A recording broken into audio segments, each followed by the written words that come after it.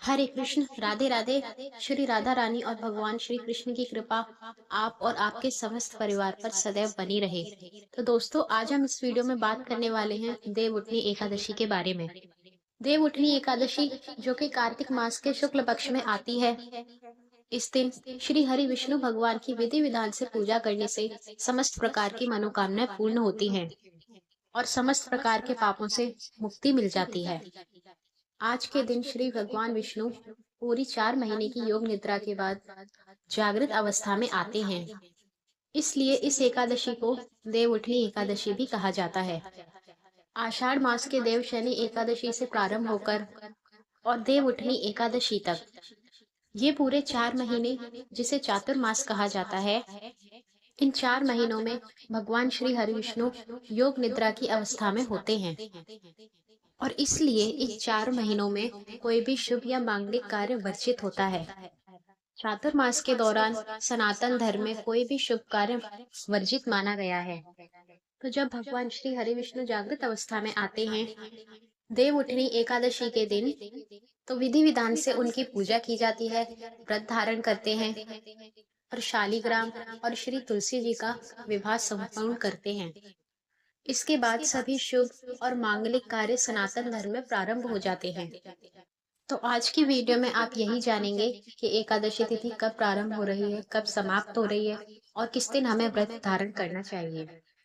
इस साल 1 नवंबर 2025 को देव उठनी एकादशी का पवित्र त्योहार मनाया जाएगा। यह दिन हिंदू धर्म में विशेष महत्व रखता है, क्योंकि धार्मिक मान्यता है कि इस दिन सृष्टि के पालनहार भगवान विष्णु अपनी 4 महीने की योग निद्रा से जागते हैं, जिसे चातुर्मास भी कहा जाता है। भगवान के जागृत होते ही घर परिवार में रुके हुए सभी प्रकार के शुभ कार्यों की शुरुआत होती है। देव उठनी एकादशी का एक आध्यात्मिक महत्व भी है। देव उठनी एकादशी को प्रबोधनी एकादशी भी कहा जाता है। इस दिन व्रत रखने और विधि विधान से भगवान विष्णु की पूजा करने से भक्तों के समस्त पाप नष्ट होते हैं और घर में सुख समृद्धि आती है।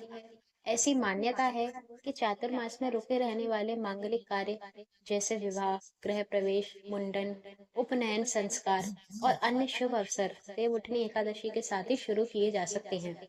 इस दिन भगवान विष्णु के साथ माता लक्ष्मी की भी पूजा का विधान है। तो इस दिन एकादशी तिथि जो है वो 1 नवंबर को सुबह 9:11 से शुरू होगी और अगले दिन 2 नवंबर को सुबह 7:31 तक रहेगी। लेकिन जो उदय तिथि के अनुसार एकादशी का व्रत 2 नवंबर को रखा जाएगा। और आइए अब हम बात करते हैं तुलसी विवाह की। कार्तिक मास के शुक्ल पक्ष की एकादशी तिथि के दिन तुलसी विवाह पूजन किया जाएगा।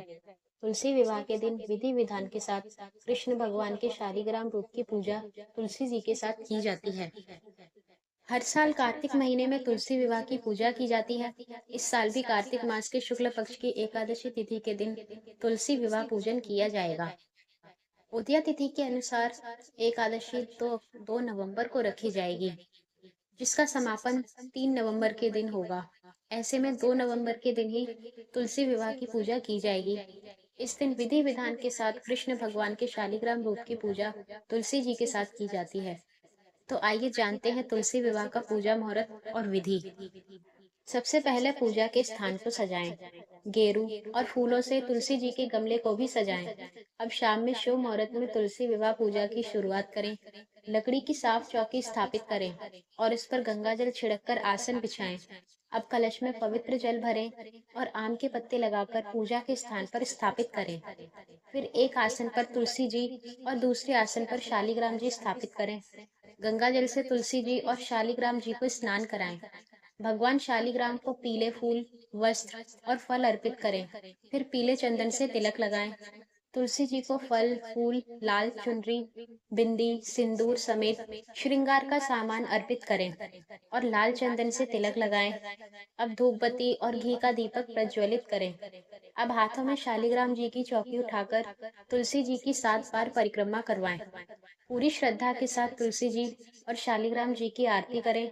अब खीर, मेवे या मिठाई का भोग लगाएं और अंत में क्षमा प्रार्थना करना ना भूलें। इस दिन परंपरा के अनुसार कार्तिक मास में तुलसी के पौधे के पास घी का दीपक जलाने से अपार पुण्य की प्राप्ति होती है। सूर्योदय से पूर्व और सूर्यास्त के बाद दीपदान का विशेष महत्व बताया गया है। तो दोस्तों, देवउठनी एकादशी 2 नवंबर को रखी जाएगी और इसी दिन श्री तुलसी जी का विवाह भी संपूर्ण किया जाएगा और इस दिन से सभी मांगलिक कार्य सनातन धर्म में प्रारंभ हो जाएंगे। और अगर आपको आज की ये वीडियो अच्छी लगी हो और या फिर इसी प्रकार की और भी वीडियोस देखना चाहते हैं तो मेरे चैनल पर जाइए, चैनल को सब्सक्राइब कीजिए, कमेंट में राधे राधे ज़रूर लिखिए, लाइक कीजिए और इस वीडियो को ज़्यादा से ज़्यादा तक शेयर कीजिए। हरे कृष्ण, राधे राधे।